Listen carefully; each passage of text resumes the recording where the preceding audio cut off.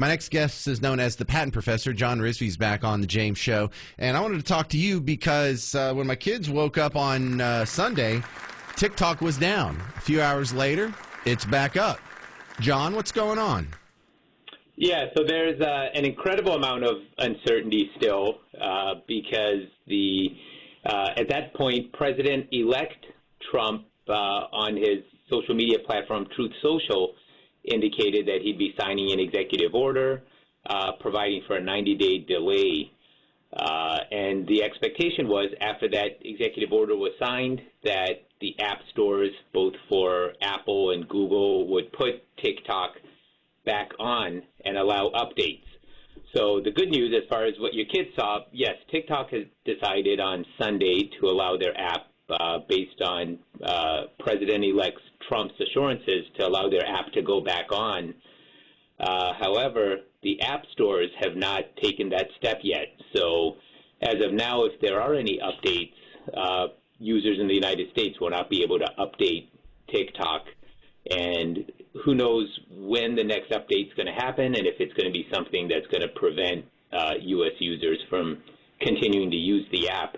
So they're on shaky ground still. I mean, the president's only provided a 90-day delay, but even during these 90 days, if the App Store does not allow TikTok on there, then any new users will not be able to get it. So if you have TikTok already on your devices, you're fine. But if you don't, you're kind of out of luck. Okay, so this all came from, was it a law or an executive order that was saying we can't have TikTok in America because it's owned by the Chinese Communist Party or whatever the excuse is? And then there was a court case, and then the court case just got upheld. What are the details on how we got to this point? Yeah, so it was a law. President Joe Biden signed the law on almost a year ago, stating that on Sunday, January 19th, 2025, that TikTok, requiring TikTok to either sell to a U.S. company or go dark or no longer permit users. And this law also has penalties for any companies that are aiding TikTok in staying online after January 19th, basically this Sunday. So that was the law.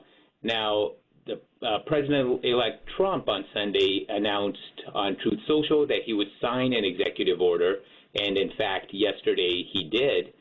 Immediately after his inauguration, he signed an executive order providing for a 90-day delay in enforcement of this law, 90-day delay so that TikTok could still be used while they're trying to find a resolution. So by executive order, he did extend that. Now, the constitutionality and whether that executive order is legal, like that, in fact, may even be litigated because there's an argument that the president overstepped his authority as the chief executive. He has a duty to faithfully execute the laws, not make the laws. And if Congress had made this decision that the best national security interests of the United States is served by not having TikTok available, the president is possibly going beyond his authority by providing this 90-day reprieve. All right, we're talking with John Rizvi, the patent professor, about the TikTok situation. Now, to update it to this morning, I went and checked TikTok, and when I opened the app, there was a splash screen that came up, patent professor. It said, "Welcome back. Thanks for your patience and support. As a result of President Trump's efforts, TikTok is back in the U.S. You can continue to create, share, and discover all the things you love on TikTok," and then you hit continue at the bottom. Looks like they're trying to stay on his good side, Rizvi. They absolutely are. In fact, the CEO for TikTok was in attendance at the inauguration, which I'm sure was noticed as well. So, I mean, they're certainly hoping, and we're very thankful to President-elect Trump, even prior to the inauguration on Sunday, allowing users to get TikTok access again.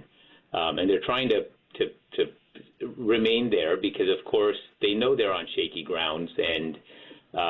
But even with the president's support, the question is that going to be enough? Because you have Congress passing a law requiring one of two options. TikTok either divest from foreign ownership and sell, it go dark. And it was not, there's no provision for an extension. So the president certainly is on shaky constitutional ground with this executive order. Well, Rizvi, you do copyright law for more than 20 years here. What does the law say about companies being owned by foreign governments?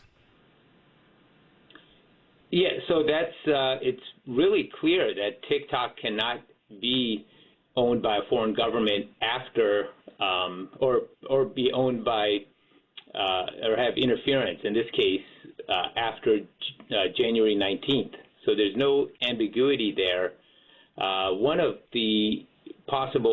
argument that President Trump could have for the national security interests outweighing that is another app known as Red Note, which over 1 million, possibly I don't know how much higher it is now, but the last couple of days before Sunday, over 1 million users had switched from TikTok or added Red Note.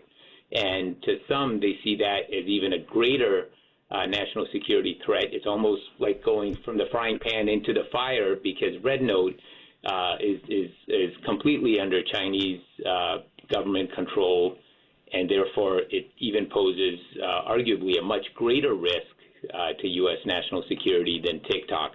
So the argument President Trump would have is by providing this 90-day reprieve, he is actually removing the incentive for users in the United States to jump to Red Note. So that's actually benefiting the national security of the United States by preventing users from joining in, signing on to this to Red Note instead of TikTok. Well, it's good to talk to the patent professor on a story like this. I appreciate your time, John Rizvi. Where do they find your work outside of WBAP?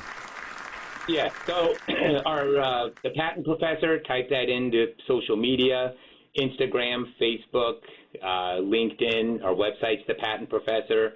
And yes, we are still on TikTok as The Patent Professor, at least as of today. All right, there he is. John Rizvi, The Patent Professor. Find him at thepatentprofessor.com.